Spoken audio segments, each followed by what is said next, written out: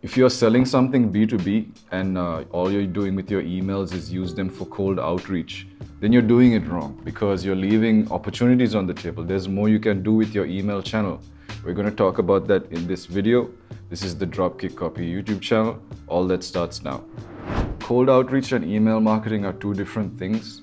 Cold outreach is used by the sales teams to reach out to prospects unsolicited, meaning people aren't aware that this person is going to contact them. They call them cold, and from there they try to sort of get a foot in the door to find out if this person could be interested in buying the product, right? Because it's unsolicited, it has the cold email has a chance of coming off as spam or as an interruption to somebody's daily work. But salespeople are quite clever in how they use it. For example, they'd send the emails on a Monday to a group of people. Then on Tuesday, they'd follow up, say, hey, did you get my email? Then on a Wednesday, they'd send a follow-up to the email. Then on Thursday, they'd call them again, that type of thing. It's like a touch point kind of system. There's various touch points that you set up wherein you can get your contact request in front of the prospect, right? That's what they use that for. And they're quite good at it. But they're also willing to accept what the marketing department can give them, right? The marketing department is more concerned about the ability to speak to many people at once. If cold outreach is me speaking to you one-on-one and saying, hey, are you willing to talk to me in person? That's a one-to-one thing, right? The marketing department is more one-to-many, right? That's why B2B businesses have a lot of success with content marketing, where they're making really, really engaging content for a large group of people and using that content to filter the people down into who's a potential lead and who's not, right? So the marketing department will qualify the lead, a marketing qualified lead, an MQL. Then they'll hand the MQL to the sales team. So while the sales team is just running their cold outreach activities, if the marketing department brings them an MQL, they'll attend to that too, right? So the marketing department has to say here, I think this lead is qualified enough for you to pursue and spend your time on, right? Because the sale, it's a sort of alignment needs to happen because the salesperson is trying to get an in-person meeting or a call. So they don't want to be spending time on leads that aren't qualified, right? You'll maybe drive all the way to some spot and the dude's not even, doesn't even have the authority to approve anything, right? You're talking to the wrong person type of thing. So there are two different functions, two different teams do them, but there needs to be an alignment between them. And if you're not using email marketing, that's why I said you're doing it wrong, because there's a whole set of opportunities you could be missing out on because you haven't taken the time to build out an email marketing team, build out a sort of strategy and a set of content assets, let's say, and run campaigns with them.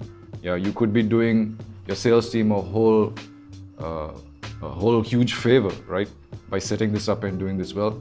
So if you're not doing it, you're doing it wrong. That's the point I'm trying to make. So how does all of this begin? It begins with building a list. Let's assume you don't have an email list. Some of you do have an email list, but sometimes some of you have made the list the wrong way, and the list needs to be cleaned up and corrected. It's not as simple as just grabbing a bunch of emails. Otherwise, we'd all just go and buy a sheet of email addresses. You can do that. It never works out. It's because you have to build a list correctly. So building a list correctly involves finding out, like collecting a bunch of emails. You can do this by using a lead magnet, right? But you also gotta, I'll talk about lead magnets in a bit, but what you also gotta do is once you have a list of emails is you wanna check which ones are bouncing, and you gotta check who is engaged and who is not. So let's say you have an old list and you're hiring an email marketer and you hand them this list.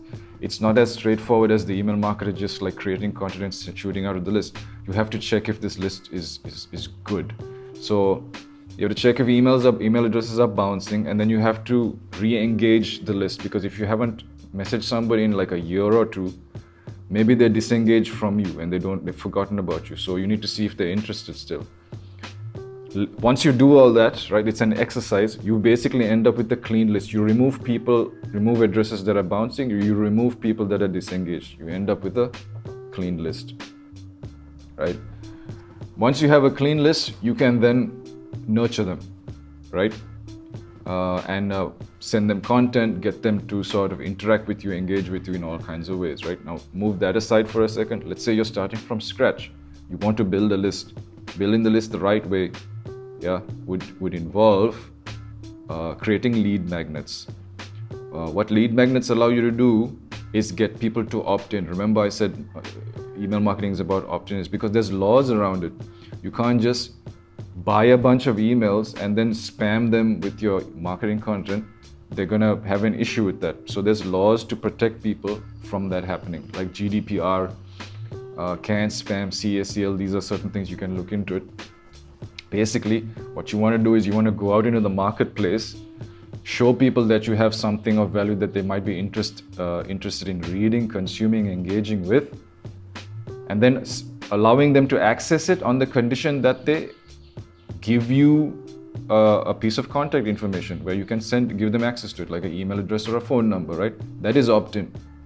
You also want to give people the ability to opt out. Yeah.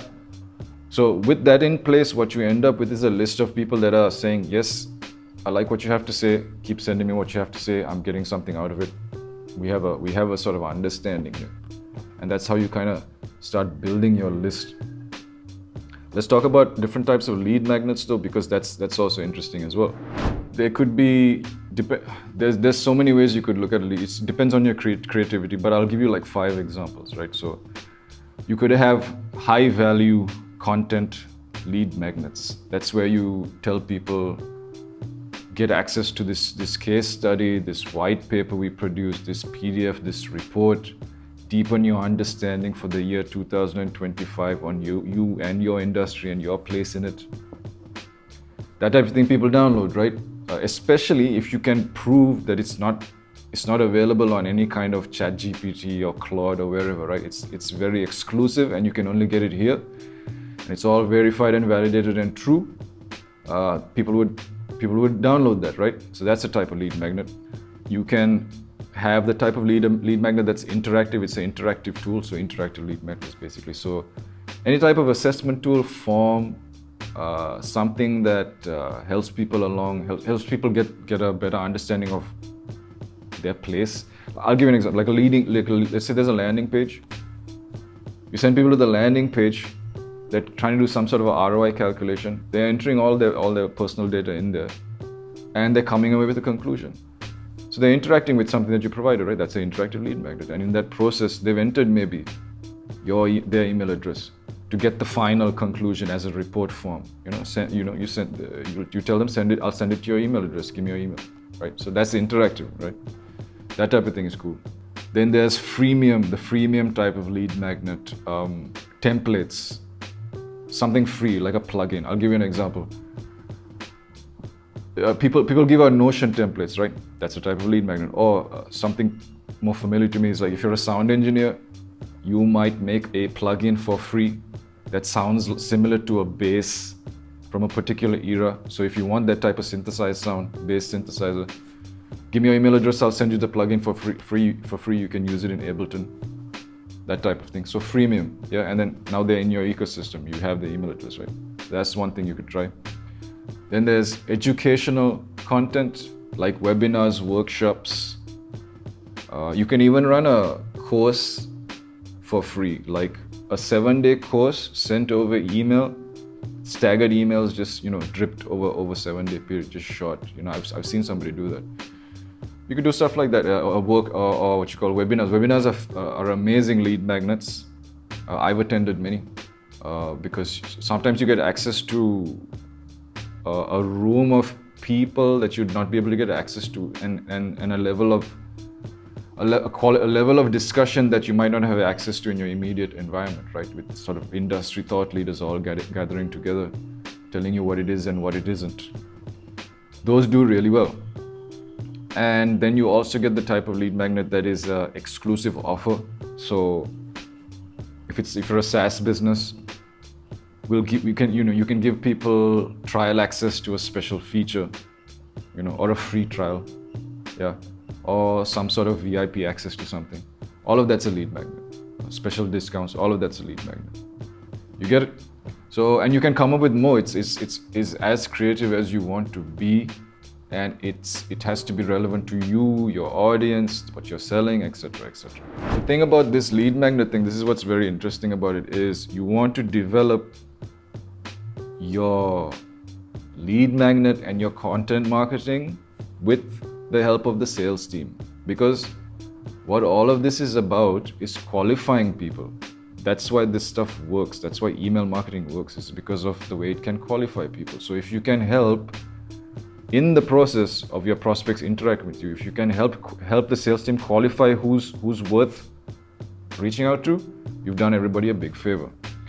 So before you make your lead magnets and your content, what you want to do is you want to sit down with the sales team and develop like frameworks and criteria for what makes somebody qualified to pursue. There are, like, for example, they have acronyms, or what you call abbreviations, to summarize, like a BANT. Does the person have the budget? Does the person have the authority? Do they have the immediate need? And is there some sort of a time frame or timeline wherein which they have to make this decision, and is it critical? So that's a framework. There's more. There's another one called CHAMP. They all mean different things. There's one called CHAMP. There's one called MEDIC. You can come up with your own. Whatever it is, you want to decide what those lead metrics are, and eventually you'll end up with some sort of a lead scoring model. Yeah, certain leads score higher than others, right? And once you have that in place, that's going to inform what type of content you make, and the content you make is going to basically do data enrichment. It's going to be a data enrichment exercise, because for every email address that you have on your list, you're going to be able to say, oh, this email address, they belong to this job role, and they belong to a company of this size, and they're in this vertical. And this email address, da da da da da da da, and you basically end up with rich data that you can sort of look at and say, okay, out of all of these people, here are the people that are most likely to close within the next 3 to 6 months, 12 months, whatever it is. Let me call them an MQL, marketing qualified lead, and hand it to my sales guys. And the sales guys go and figure out how to get them on a call or get that in-person meeting, etc., etc.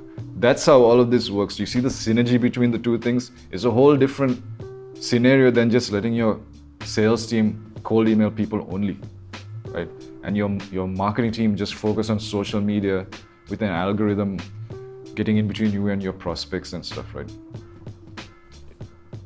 Getting them into your funnel is what is going to make the difference, and your content marketing is going to then convert them and help you know who's who and what's what. It helps when this stuff is applied to pre-verified audiences, like on LinkedIn. That's why businesses do really well on LinkedIn using Sales Navigator and stuff, because that's a pre-vetted audience all sitting in front of you. It's not like Instagram or TikTok and stuff. People say, oh, TikTok, viral, you're going viral.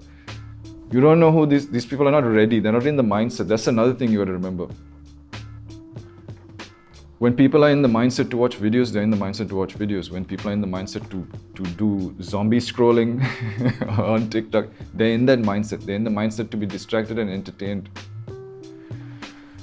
If you go to places like LinkedIn and whatnot, they're in the mindset to connect and network and see opportunities and learn about some sort of learn about something new in their business or in their field, right? When you reach them through there, they're already pre-qualified, right? And it's a shorter step to get them into your ecosystem, into your funnel, by putting a couple of PDFs there, putting a lead magnet there, and getting them engaged and interested, right? That's how you got to think about it. So that's about it. I want to leave you with some generic email marketing advice that's going to help you. So in general, what you want to do is use a good email address, something sensible. You don't want to email them from sales@yourcompany.com, contact@yourcompany.com, info@, you know what I mean? It has to seem like a real person. It has to seem like a real person from another company also sitting at an office just like them, trying to do real business. Piggybacking off that, you'll be tempted to go design heavy. Everybody's tempted to go design heavy branded marketing emails, right? It's not necessary. It's been proven that text emails outperform design heavy emails. Think about the psychology of this thing. If your prospect is at work and they're focused on work, and then your email comes in and they manage to open it, and it looks like a colorful marketing image heavy email, it sends the message to them that this is a distraction. This is not necessarily about my work. This is about them and what they are trying to put out there, and etc., right? It's too much. It looks too much like a marketing email. What you want to do is you want to go simpler and make it look more like a work email. This is what I feel. So lean into that more, text heavy more than design heavy. It seems like less of a distraction, and it seamlessly integrates with whatever they're doing at that moment. Open rates need to be above 20% and above. Click-through rates need to be above around 3% and above. Yeah, if you get to 6%, that's good. You can look at that email and those links and the copy in it and understand what you're doing right, because 6% is really good. If you're below 3%, you want to also look into that, because maybe there's room to improve. Yeah, so try to hit 3%. Email frequency, you want to be emailing more than once a month. Once a month is okay, but it's actually not enough, because remember, you're trying to qualify your prospects, and you're going to get more chances to qualify them the more you email them, right? But at the same time, people are busy at their work. You don't want to come off like a distraction. You don't want to take up too much of their time also. So it's been said that once a week is kind of good. It's good enough. Once a week is good. So do that and track the metrics. Test things. Test subject lines. Test the copy. Test the structure of it. Test the links. Test different types of content. What's working, what's not. What are people resonating with? Test as much as possible, as much as you can, for as long as you can. It's just going to make your overall email marketing campaigns better, right? And that's kind of about it, really. Segment, right? Last thing, segment. Once you're able to kind of test and gather a good list and all these types of things, right? Segment and sequence your interactions with every single segment, because there's people in different industries, different roles. They're on different timelines. They have different points of view, right? On the same topic, right? So the more you do, the better your data enrichment is, the better you can segment, and the better you can segment, the better you can target with your copy and your content, right? I hope that was helpful. This has been the Dropkick Copy YouTube channel. Press like and subscribe. You know why. Liking helps you get more videos like this one, which is ultimately going to improve your feed, I hope. And then subscribe to this channel to stay up to date with what we're doing. More importantly, I'd like you guys to drop some comments, ask me questions, because maybe there's something you disagree with or you agree with, or you want to add something from your own experience. I'd love to hear that. If you have any kind of requests for me to address a certain subject, I'd love to know. The comment section is there for you. Would love to hear from you. Other than that, take it easy. Links in the description for how you can get in touch with us if you need. This has been the Dropkick Copy YouTube channel. Take it easy.